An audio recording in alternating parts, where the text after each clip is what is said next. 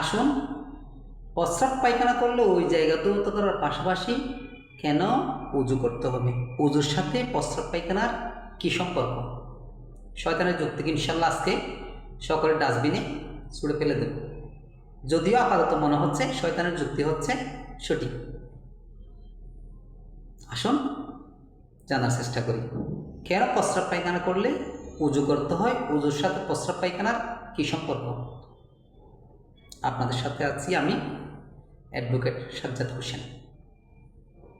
দেখেন, আমাদের যুক্তিও তাই বলে, করেছো প্রস্রাব, করেছো পায়খানা, উজু কেন করতে হবে?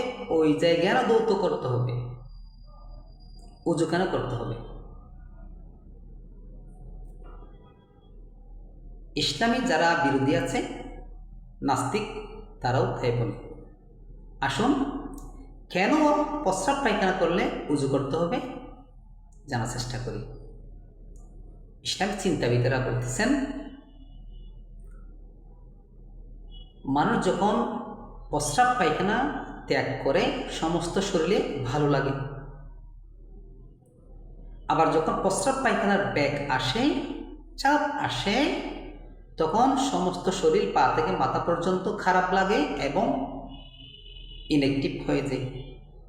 কেন? কারণ ওই প্রস্রাব পায়খানা খারাপ, প্রস্রাব পায়খানার খারাপ অ্যাকশন সমস্ত শরীরে পড়ে, যার জন্যে খারাপ লাগে। ভালো লাগে কেন? ওই দূষিত পদার্থ যখন শরীর থেকে বাহির হয়ে যায়, বাহির হয়ে যাওয়ার কারণে ভালো লাগে। মানুষ যখন বায়ুপথ দিয়ে বাতাস ত্যাগ করে, কার্বন ডাইঅক্সাইড অথবা খারাপ দূষিত বায়ু, তখন কিন্তু সারা শরীরে ভালো লাগে। কেন? ওই খারাপ প্রভাব শরীর থেকে চলে গেছে, যার কারণে ভালো লাগে। মুফাসসিরিনরা বলতেছেন, ইসলামী চিন্তাবিদেরা বলতেছেন,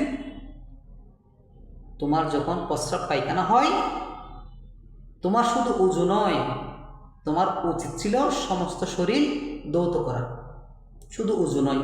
শয়তান বলে উজু কেন করো, ওই জায়গা দিয়ে ধৌত করো।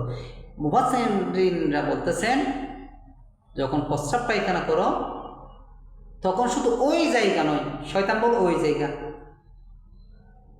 ইসলামের কথা অনুযায়ী শুধু ওই জায়গা নয়, তোমার উচিত ছিল সমস্ত শরীর ধৌত করা। কেননা তোমার ওই খারাপ পদার্থের অ্যাকশন সমস্ত শরীরে পড়েছে, তাই জন্য উচিত ছিল তোমার শুধু ওই জায়গা নয়। শয়তান তো ওই জায়গা ভেতর সীমাবদ্ধ, কিন্তু ইসলাম বলে শুধু ওই জায়গা নয়, সমস্ত শরীর তোমার ধৌত করা উচিত ছিল। কেননা ওই প্রস্রাব পায়খানার খারাপ প্রভাব তোমার সমস্ত শরীরে পড়েছে। এখন আসুন, আপনি কুট করতেছেন, ওই সময় প্রস্রাব আসলো, আপনি প্রস্রাব করেছেন। ওই প্রস্রাব করার পর যদি গোসল করার দরকার হতো, প্রয়োজন পড়তো নামাজ পড়ার জন্য, দুপুরে কেউ কি নামাজ পড়তো বা পড়তে পারত?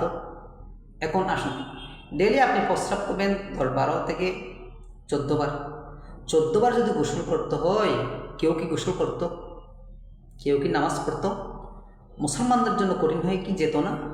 এখন আসুন, রাত 3টায় আপনি প্রস্রাব করলেন, শীতকাল, মাঘ মাস চলতেছে। প্রস্রাব করার কারণে যদি আপনার গোসল করতে হতো, আপনার জন্য কি কঠিন হয়ে যেত না? আপনি কি ফজরের নামাজ পড়তেন? অথবা যদিও পড়তেন, হাজারের মধ্যে কয়জন পেতেন? এই জন্যে আল্লাহ আমাদের জন্য কি করেছেন? আসান করেছেন, সহজ করে দিয়েছেন। না বান্দা, তোমার কষ্ট হয়ে যাবে, দিনে 10 বার 15 বার তুমি গোসল করতে পারবে না, তোমার জন্য কঠিন হয়ে যাবে। তুমি যদি উজুখানা করো, সমস্ত শরীর আমি পাক করে দেব। উজু করলে তুমি নামাজ পড়তে পারবে, উজু করলে কোরআন ধরতে পারবে, উজু করলে মসজিদে প্রবেশ করতে পারবে। সমস্ত শরীর ধৌত করতে হবে না। যখন শুধু উজু করো, আমার সমস্ত শরীর পবিত্র করে দেব। এখন দেখেন, শয়তান বলে শুধু ওই জায়গা ধৌত করলে হবে। এখন দেখেন কার যুক্তি কতটুকু। শয়তানের যুক্তিতে আছে আমাদেরকে পথভ্রষ্ট করা, এবং পায়খানা প্রস্রাব করলে উজু করার মধ্যে আছে আল্লাহর রহমত, আমাদের জন্য এহসান, আমাদের জন্য দয়া। সেই জন্য আল্লাহ আমাদেরকে বলেছেন যে উজু করলে হয়ে যাবে। শয়তান বলেছেন শুধু ওই জায়গা দৌত করো, প্রস্রাব পায়খানার জায়গা দৌত করো।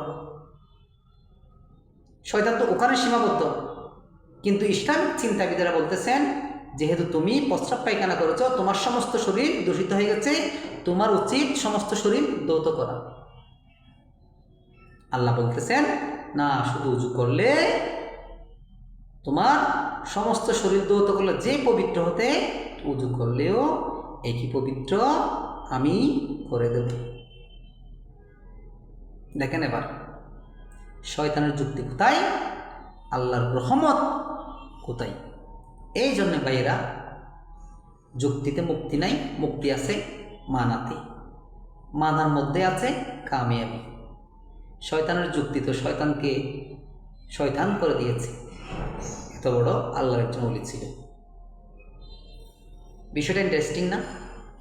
শয়তান আছে প্রস্রাব পায়খানার রাস্তা দৌত করার মধ্যে, কিন্তু আমাদের ইসলাম বলে, ইসলামিক জ্ঞানে বলে সমস্ত শরীর দৌত করা। আল্লাহ বলতেছেন না, সমস্ত শরীর দৌত করলে শীতকাল তোমাদের জন্য কষ্ট হয়ে যাবে, তুমি কোর্ট করতেছো, অফিস করতেছো, প্রস্রাব যদি 50 বার করো, 50 বার যদি দৌত করতে হয় তোমার জন্য কঠিন হয়ে যাবে। না বান্দা, শুধু উজু করো।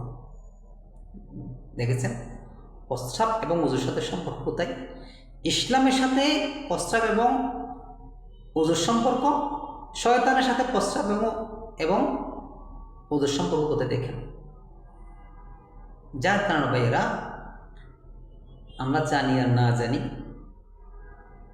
যে যদি মানি তাহলে